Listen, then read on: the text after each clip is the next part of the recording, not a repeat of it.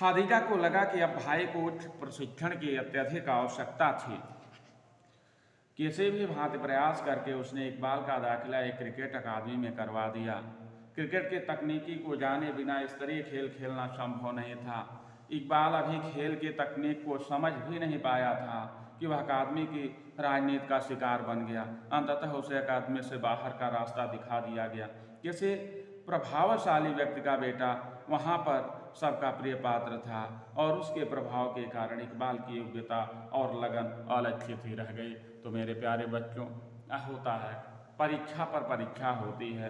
किसी तरह से उसकी बहन ने कोशिश करके इकबाल को क्रिकेट अकादमी में भर्ती करवाया, लेकिन वहाँ पर भी राजनीति हो गई। सोर्स और बड़े लोगों का ही हर संस्थाओं में चलता है, तो राजनीति हो गई और उसको क्रिकेट से बाहर कर दिया गया।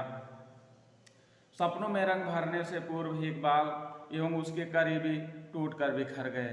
पिता ने अब उस पर दबाव बढ़ा दिया कि वह कुछ काम काज करके धन अर्जित करे। इकबाल का हौसला भी अब टूटने लगा।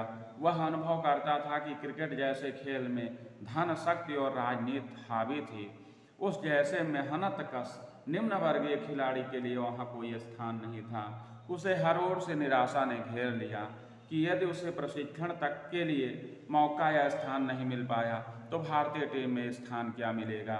निराशा और हताशा प्रायः मनुष्य को ऐसे गर्त में ढकेल देते हैं जहां वह अपने सपनों की चिता स्वयं ही जलाने लगता है। इकबाल को जिन खिलाड़ियों के चित्र, पोस्टर आदि बेहद प्रिय थे, अब वह उन्हीं की होली जला रहा था।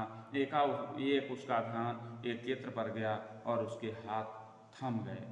तो मेरे प्यारे बच्चों, इकबाल को जब क्रिकेट अकादमी से निकाल दिया गया तो उसके ही सपने नहीं बल्कि उसके करीबियों के सपने भी टूट गए। वह बिल्कुल हताशा और निराशा में डूब गया। जिन क्रिकेटर के चित्रों को वह अपना आइडियल मानता था, प्रेरणा लेता था, उनकी वह होली जलाने लगा, उनके चित्रों को आग लगाने लगा। उसके सपने पूरी तरह से बिखर गए।